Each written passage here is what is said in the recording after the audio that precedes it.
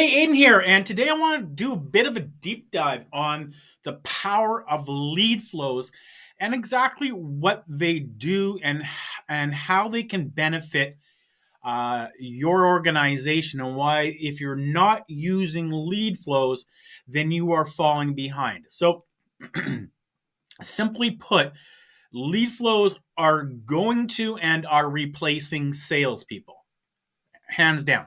Now, the next question you might say is replacing salespeople completely? No. It's replacing salespeople who either A, suck at it, lead generation and follow up, are either too busy putting out fires and looking after existing accounts, uh, or simply just don't have the time for it. We're talking about top of the funnel. Now, what is top of the funnel? Top of the funnel is you know once you find the leads, now you can get that through lead capture, through scraping, through walking through a door, getting a business card, what have you. And you can use lead flows and technology to get those leads, and you can also use a human to get those leads. But once you have those leads and they're in a system, then the question is what do you do? What do you do? You're going to do a few things, right? You're going to have a process in place where you have a cadence or a process or steps of phone calls and emails and maybe text messages, and and you're going to maybe put Facebook ads and Instagram ads and maybe do webinars and what all these things you're going to do. But when someone signs up or someone gets into your incubator, it gets into your world, what is your process? So the final result is you want them to become a customer. So let's reverse engineer this and think, well, what are we going to do? And so a lot of that can be automated with technology, with lead flows, meaning if someone clicks something, if they watch a video as an example, you don't have to get notified that they watch a video and then sit down and type an email or pick up the phone and leave a voice message, which is 90% of the time you're going to get a voice message. You can have lead flows do that. A lead flow goes, hey, Bob, I noticed you watched the video. Wondering if you would like an infographic on that video which sums up the 10 most important points, what have you. They reply yes. The system does that. Okay, so there's so many things that lead flows can do that if you're not doing it, then you're paying someone to do that. And so you're asking your salesperson to do this, plus do this, plus do that. And why aren't you growing the business when I've asked you to do this, do this, do this, and then put out fires and all these things? It's not fair to salespeople. So roughly 33% of a salesperson's job should be prospecting, right? Prospecting, then follow up and closing, and then looking after existing accounts. But that gets very unevenly distributed, right? It's probably 60, 70% maintaining customers, expanding existing accounts, putting out fires, maybe 10, 15% prospecting, and then closing. And most of those closes are coming from inbound with just the way life goes and flukiness and someone calling in and then the customer service rep said go see Bob, he's interested in something, what have you. That's how mostly it gets done in a large portion of the sales world, particularly definitely in the cleaning industry and the cleaning world. So let's look at how lead flows, what they are and how can they benefit us. So the question is what is a lead flow, right? Well, a lead flow is, in simple terms, it is a digital salesperson that initiates contact, follows up, and creates sales-ready leads or warm leads or people that are ready to have a conversation. In fact, I have a great quote on my phone that I snapped earlier today when I heard it or read it, I believe it was, and maybe I didn't. I thought I did. I guess I didn't. But here is a quote while I'm looking at it from Sales Superpowers, the new outbound operating system by Justin, Michael, and Clark Anthony. In 2023, and based on Bridge Group's research, the SDR, sales development rep, may be doomed to disappear within 5 to 10 years. If nothing changes, sales development reps are 71% less effective at connecting with decision makers than they were 10 years ago. They're making 55% more attempts per contact, calls, emails, LinkedIn touches, etc. But they're getting 55% fewer responses, connected calls, email replies. There's clearly something wrong. It's not just a sales problem. It's not a sales problem. It's an attention problem. It's a overwhelmed with information problem. It is someone deciphering, is this a real email or is this just a massive blast? Is this person really able to help me or is this person just pushed a button? All these things are going on. People are making decisions split seconds. So LeadFlows can offset this and help. So what are some of the key components of LeadFlows? Okay, so LeadFlows, okay, lead captures using forms, landing pages, or websites track to collect contact information and other details about potential customers. So a part of a lead flow is having an ability to capture a lead. So that can be a web form, landing pages, website, webinar, an Instagram ad where you say, hey, DM me for this infographic, what have you. It can be WhatsApp. It can be all kinds. It can be traditionally walking into a networking event and getting a business card and saying, may I follow up with you, and putting them into the system. It can be all of those things. But it starts with capturing a lead, however we get that. So the second piece of that is lead nurturing. Now, another word for lead nurturing is follow-up, right? It's plain and simple. It's follow-up and following up. Now, follow-up does not mean I left a message, a voice message, or I sent an email last week and this person hasn't got back to me. I'm going to send them another email. Hey, Bob, I'd like to circle back to this. Okay. It's a systematic process. It's reverse engineering, saying, okay, if I'm this person, they're either cold, warm, or hot. They either know they have a problem. They either don't know they have a problem, and they're either know they have a problem and they're searching for a solution. So the math is, I think, 3%, 50%, 46%, right? 3% are actively looking. So those are the people you're going to email, phone. They're going to say, yeah, actually, I'm just in the market for it. You know, send me some information. Looking, okay. Those are the ones that most salespeople are pretty good at. And they're like a unicorn. And it's about 3%. 50% of the market are not aware of any problems. They're not looking. And 40% or some odd in and around that market or that percentage are looking. So the follow-up on those three people needs to be different. They have a different mindset. They have a different need. They have they're asking themselves different questions. What questions are they asking themselves? So that's where lead nurturing can come in. That can be a full-time job. Okay, you got to create that information. But once you create it once, you don't have to recreate it, because if I'm recognized I have a problem, but I don't know how deep that problem goes, then I can create content based on that mindset of that person and replicate it and take them on a journey of, oh, here's the problem, but here's how big it is. Here's what it's really costing you. Okay. Oh, your salespeople aren't getting anything in the pipeline. Oh, you're not going to grow this year. Okay. And as the person, of the business owner, because I'm busy doing all kinds of things, I might start to soften, not recognize that growing's not that big of a deal. Oh, well, we did okay. But why would that be a huge issue? It's because, with inflation and stuff, and printing money and all of those things,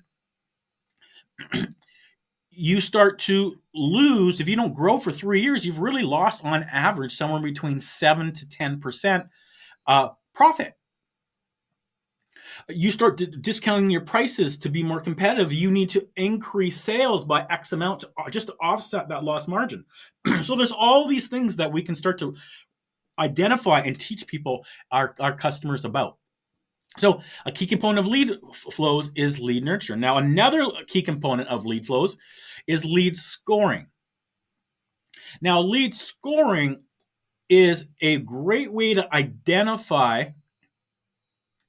over a period of time the level of interest that someone might have. Let me give you an example. If I send an email to someone and they open it up, are they interested? Possibly, right? They possibly are interested. Maybe it was just the subject line caught them, or maybe they're interested and they click in there and they read. But maybe they get the shits, right? Maybe they show high interest and then stall, right? So they look like they're interested and all of a sudden they disappear. They don't do anything. They don't open up anything from you for 6 months, for 30 attempts, for whatever reason. You're not going to be focusing your time, your energy, and your resources and your labor dollars into reaching out to this person. So you can still have your processes in place through lead flows, but you're not going to get your sales team involved because that costs you money, not just some time. So lead scoring is putting a point system to each of those behaviors. They open up the email, they get a point. They click a link, they get 2 points. They watch the video for the full 2 minutes, they get 30 points. They reply and say, yeah, I'm interested. They get, 20 points. You get the gist. The point system and the amount of points you give is irrelevant. It's really at your discretion. But now you have a system in place that's showing, hey, this person's getting 30, 50, 100 points. This person's got none. So in the dating world, this person's not returning my calls. This one's returning my calls. This one's engaging with me. This one's flirting with me. This one's not. Which one am I going to ask out for dinner, assuming that I'm interested in both? It's an easy decision. So likewise, we sit back and go, oh, this person's getting a score. There's a level of interest there.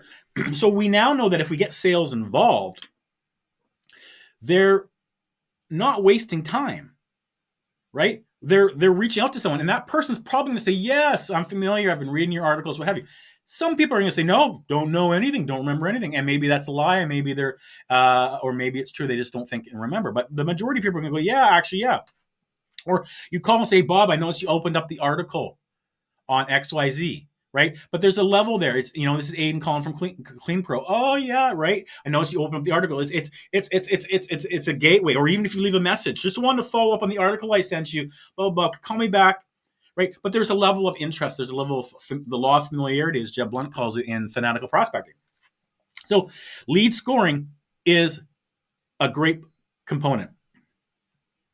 Lead scoring, as we talked about with its follow-up automations, is triggering follow-ups or reminders to ensure timely communication. When I used to work in the field, I would work as a manufacturer's rep, and I'd fly into town. And I would work with salespeople. And many times, probably the majority of times, we would make a call. And my job was to get in. I was in once. I'd have to create interest in the one call because I was in town and out of town. It was the rep's job to follow up. It was the rep's job to take the ball across the goal line. So many times we would create interest. I'd follow up with that rep a week, 2 weeks. I remember one distinctly time, 5 weeks later, I followed up, said, hey, how are things going with XYZ? Yeah, just going to drop that off in the next day or so or whatever. And I'm like, this is 5 weeks ago, right? Why? They got busy. They forgot. Their boss probably said, hey, can you go do this? So now the customer's probably called and said, hey, my floors are slippery and people are falling and, we're going to sue you or, what have you. But that's the world of a sales rep. So giving them and helping them stay focused and doing the follow-up for them, or a lot of the follow-up for them, there's no downside. Absolutely no downside. Another key component of it is conversion tracking. What is your close rate? For every 10 customers that are interested, how many convert? How many times have you reached out to the average person? The average person is you've reached out 10 times. What's the conversion rate? Because if you've reached out to some people 10 times, some people 15 times, and the people that you've hit 15 times convert at 25%, the people at 10 times only convert at 3 or 4%, you know that you need to make sure you're doing 15 times. So data can help you keep track. It can help you identify weaknesses without having to get feedback or talk to somebody. You can see based on their behavior and based on the steps you're doing that if you do this and this, you're getting a better result, right? So that helps. So that's another key component of a lead flow. Now, like I probably don't even need to say it, but what are some of the benefits? Some of the benefits of lead flow is, number one, is efficiency, right? Automates repetitive tasks, saves time for sales teams. Every time your salesperson sits down, picks up the phone, leaves a voice message, sits down, types an email, comes to the office, gets some brochures to deliver them and drop them off to the person because they've asked them, what have you. Most of the time, that is unnecessary expense.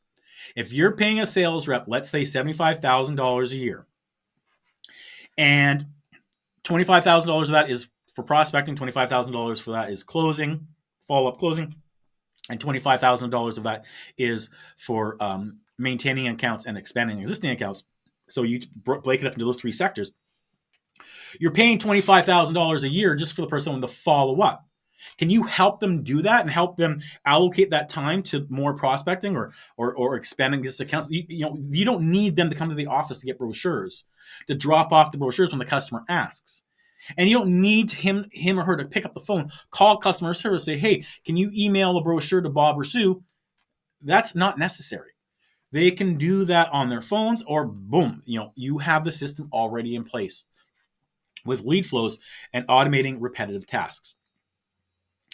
Another benefit of a lead flow is consistency. Consistency wins.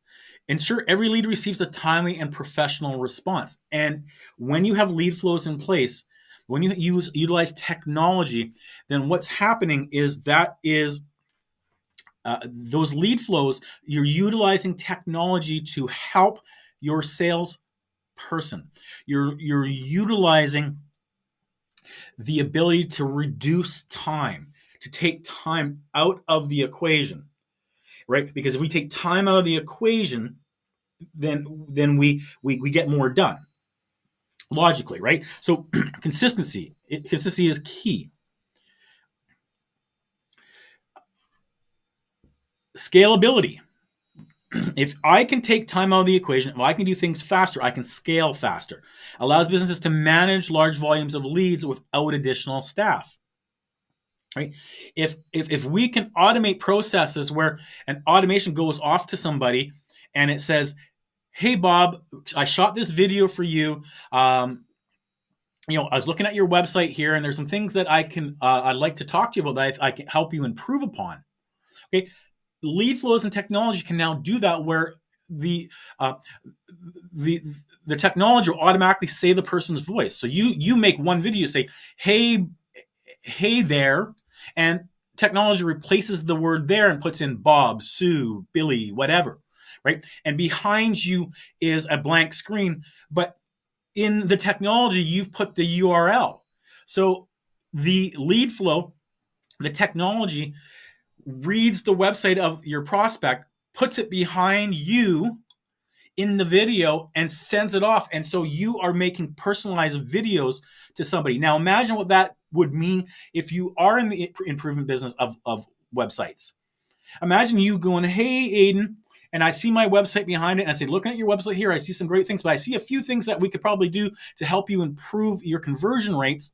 On average, we help people at as minimum of 3% up to 15%. Click the link below and let's have a chat.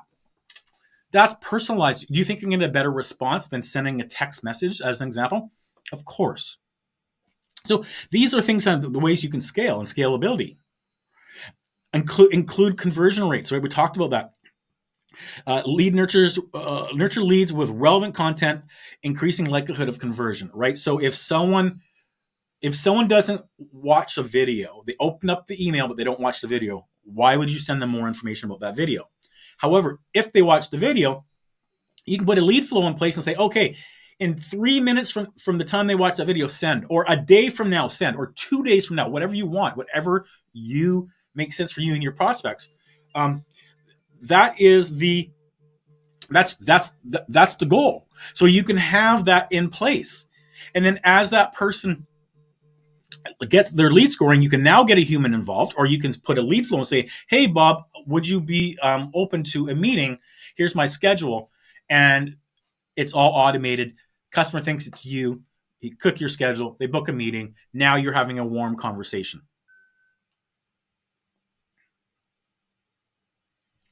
Okay. And again, I talked about earlier, data-driven decisions. So the benefit of a lead flow is data-driven decisions. Now, as a salesperson, I went the whole time with my gut. That's how I made decisions, with my gut. I made a gut decision until I went to business school in the mid-2000s. I went to business school in the mid-2000s, and in getting educated, I recognized that business people make decisions with data. Yes, they use their gut. Yes, but they look at the data and then they make a more educated decision. Salespeople make decisions with their gut. Business people make decisions with their gut and with data. And so in business and the world today, a salesperson has to be a business person. They have to have business acumen knowledge, product knowledge, industry knowledge, all those things, but they have to have business acumen. I used to call it in my book executive insight, right? But they have to have it. So data-driven decisions help you move the ball across the goal line faster because you have data backed up by your gut and by your intuition and by helping you with the decision-making process. Now, let's use some examples of a lead flow in action.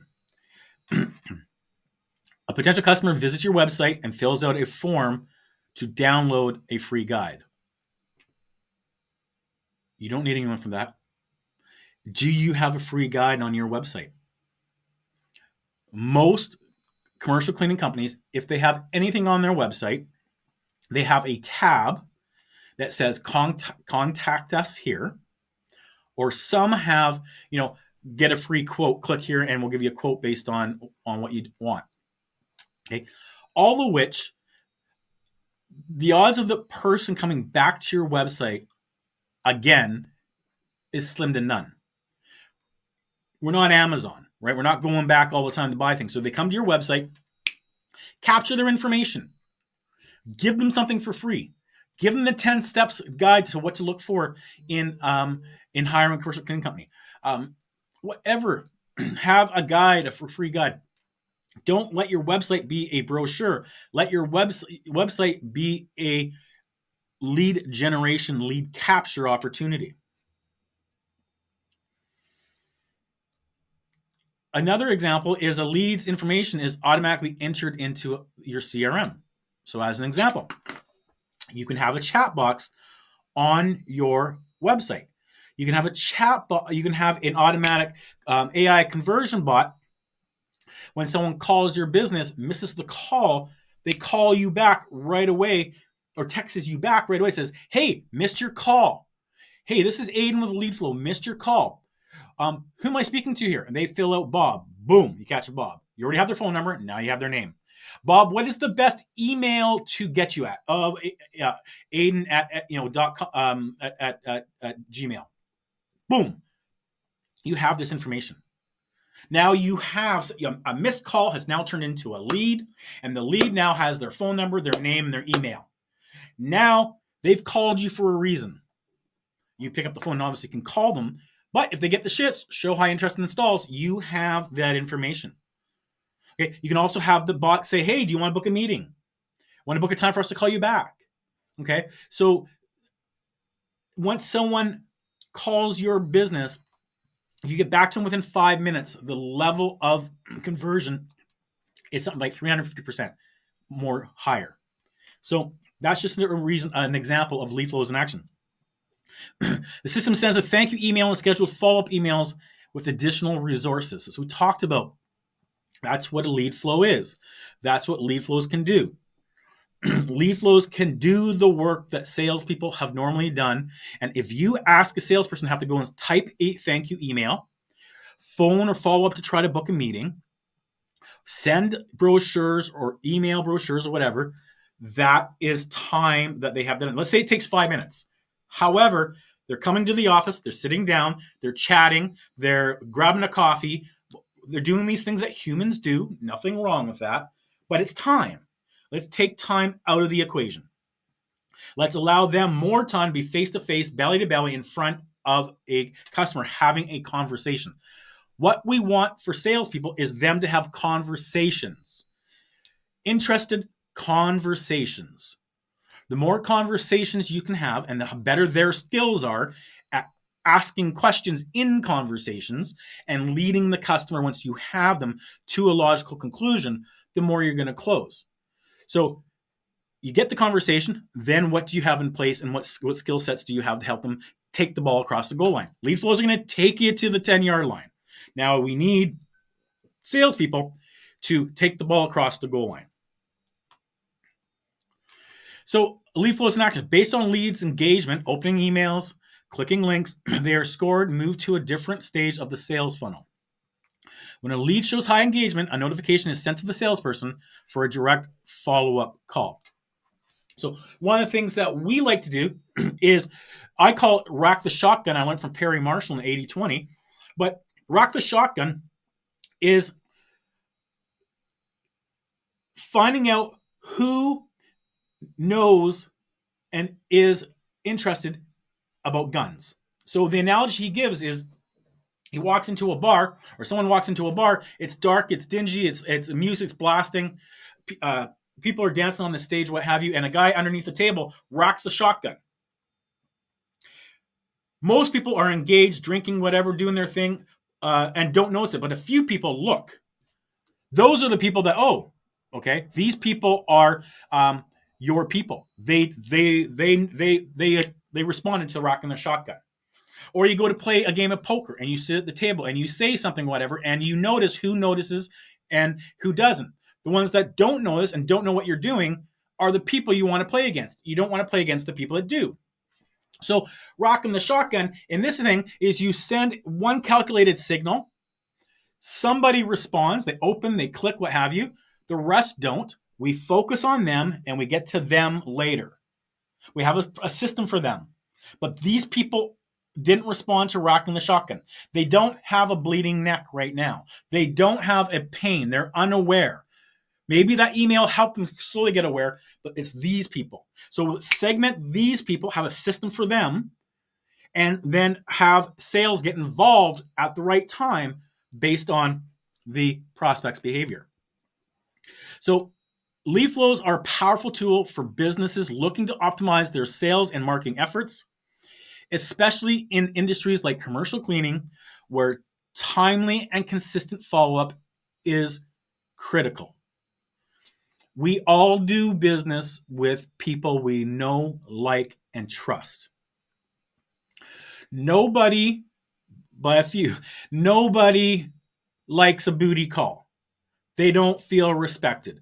If you keep phoning someone every 3 to 6 months, hi, are you looking? Hi, are you ready for a quote? Hi, are you ready for a quote? What value have you placed? Do you think they even overly respect you? Do you? How about, yes, oh, you have an existing person in place for the 6 months. You're going to reevaluate this in January. Thank you, Mr. Prospect. We have a weekly newsletter we send out. May I send it to you? It's not salesy. It has tips and insights into the cleaning industry, what to look for, things like that. You think anyone's going to say no? Right? So they say yes. Now you have permission. Now you send them stuff that guides them on the journey and educates them. And then you have a notification to follow up with that person in January. And they've had 5 months times once a week. They've had 20 touch points where you've educated them, provided value, what have you. There is a level of trust and respect there that your competitor calling for the booty call hasn't done, hasn't earned. Who do you think is going to be asked to come to the table? And if you both are, then all things being equal, you're going to win. So that is the power of LeadFlows. I hope you found this of value. LeadFlows create cash flows. And I put that shiz on everything.